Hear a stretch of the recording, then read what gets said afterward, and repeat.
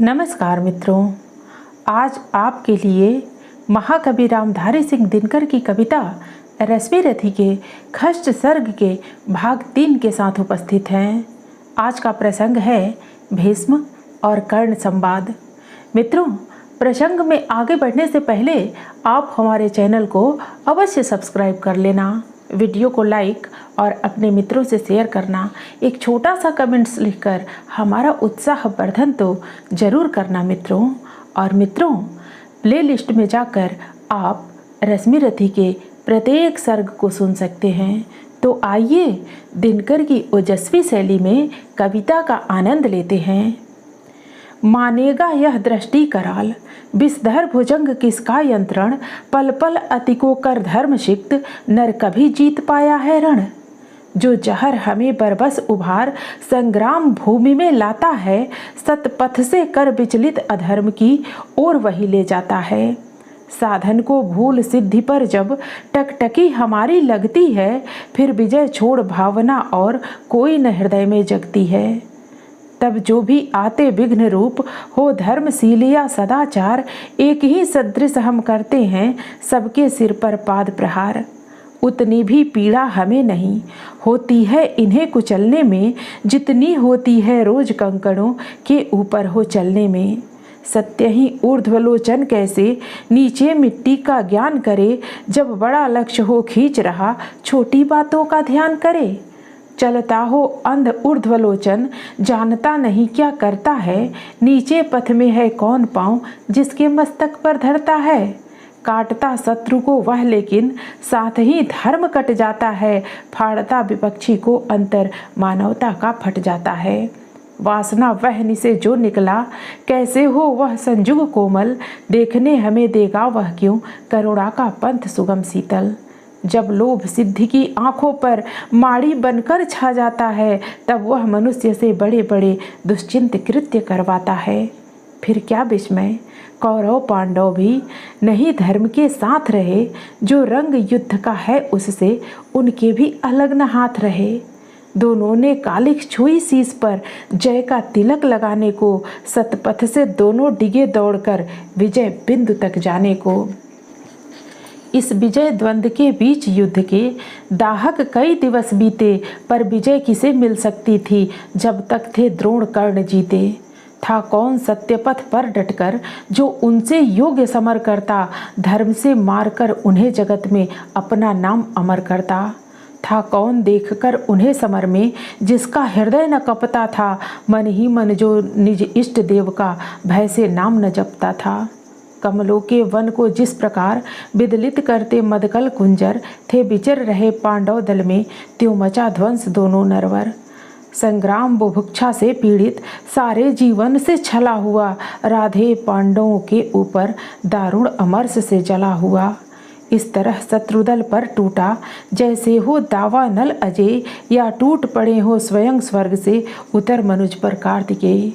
संघटित या कि 49 मरुत कर्ण के प्राण में छाए हों, या कुपित सूर्य आकाश छोड़ नीचे भूतल पर आए हों। अथवा रण में हो गरज रहा धनु लिए अचल प्रालेयवान, या महाकाल बन टूटा हो भू पर ऊपर से गरुत्मान। बाणों पर बाण सपक्ष उड़े हो गया शत्रुदल खंड खंड, जल उठी कर्ण के पौरुष की काला नल सी ज्वाला प्रचंड। दिग्गज दराज वीरों की भी छाती प्रहार से उठी हहर, सामने प्रलय को देख गए गजराजों के भी पांव उखड़। जन जन के जीवन पर कराल दुर्मद कृतांत जब कर्ण हुआ, पांडव सेना का ह्रास देख केशव का वदन विवर्ण हुआ। सोचने लगे छूटेंगे क्या सबके विपन्न आज ही प्राण, सत्य ही नहीं क्या है कोई इस कुपित प्रलय का समाधान। है कहाँ पार्थ, है कहाँ पार्थ, राधे गरजता था क्षण क्षण, करता क्यों नहीं प्रकट होकर अपने कराल प्रतिभट से रण। क्या इन्हीं मूलियों से मेरी रणकला निभट रह जाएगी, या किसी वीर पर भी अपना वह चमत्कार दिखलाएगी।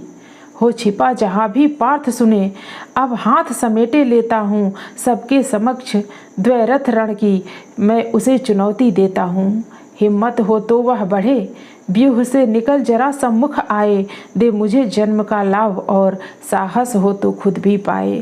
पर चतुर पार्थ सारथी आज रथ अलग नचाए फिरते थे, कर्ण के साथ द्वै रथ रण से शिष्य को बचाए फिरते थे। चिंता थी एक अग्नि कराल, यदि द्विरथ युद्ध में छूटेगी, पार्थ का निधन होगा किस्मत, पांडव समाज की फूटेगी।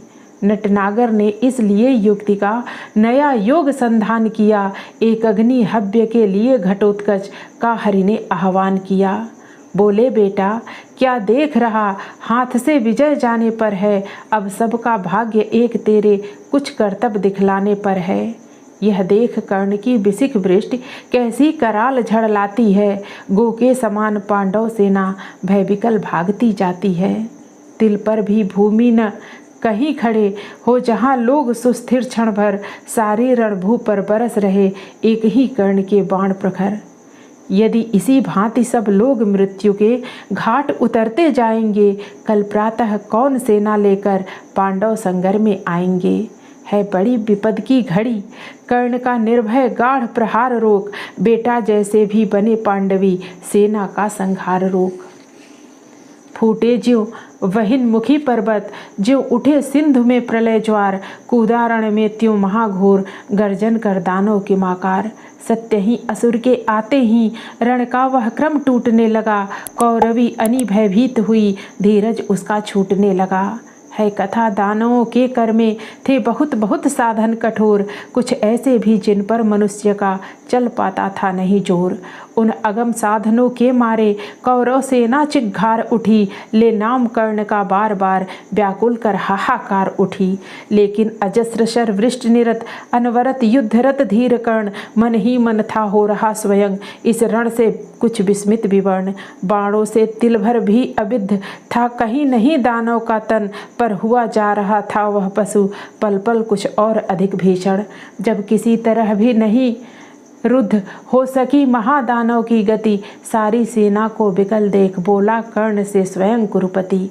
क्या देख रहे हो सखे दस्यु, ऐसे क्या कभी मरेगा यह, दो घड़ी और जो देर हुई सबका संहार करेगा यह। हे वीर बिलपते हुए सैन्य का अचिर किसी विधि त्राण करो, अब नहीं अन्य गति आंख मूंद एक अग्नि का संधान करो। अरिका मस्तक है दूर अभी अपनों के शीश बचाओ तो, जो मरण पास है पड़ा प्रथम उसमें से हमें छुड़ाओ तो। सुन सहम उठा राधे मित्र की ओर फेर निज चकित नयन, झुक गया विवशता में कुरुपति का अपराधी कातर आनन। मन ही मन बोला कर्ण पार्थ तू वै का बड़ा बलि निकला, या यह कि आज फिर एक बार मेरा ही भाग्य छली निकला। रहता आया था मुदित कर्ण जिसका अजय संबल लेकर, था किया प्राप्त जिसको उसने इंद्र को कवच कुंडल देकर।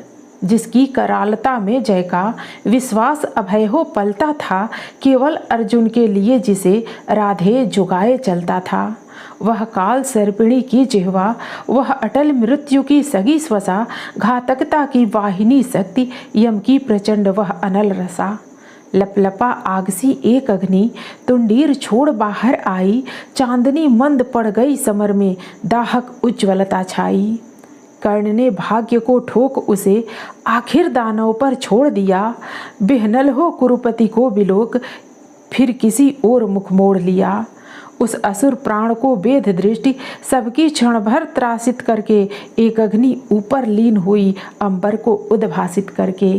पाधमक धरा धस उछल पड़ी, ज्यों गिरा दस्यु पर्वताकार, हा हा की चारों ओर मची पांडव दल में व्याकुल पुकार।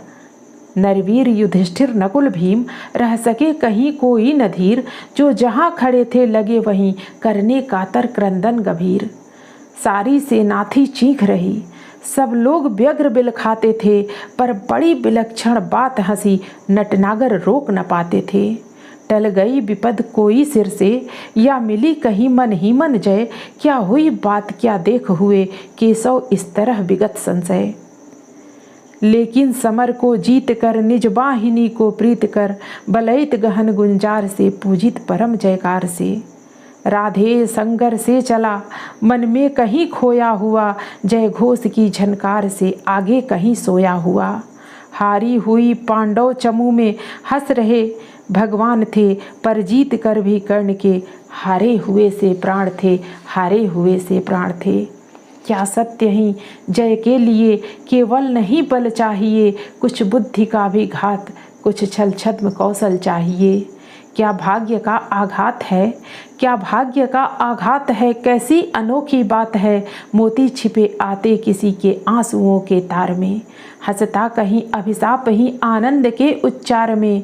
मगर यह कर्ण की जीवन कथा है, मगर यह कर्ण की जीवन कथा है, नियति का भाग्य का इंगित वृथा है। मुसीबत को नहीं जो झेल सकता, निराशा से नहीं जो खेल सकता।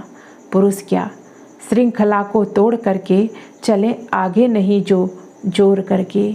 मित्रों, फिर मिलते हैं रश्मि रथी की अगली कड़ी में। धन्यवाद।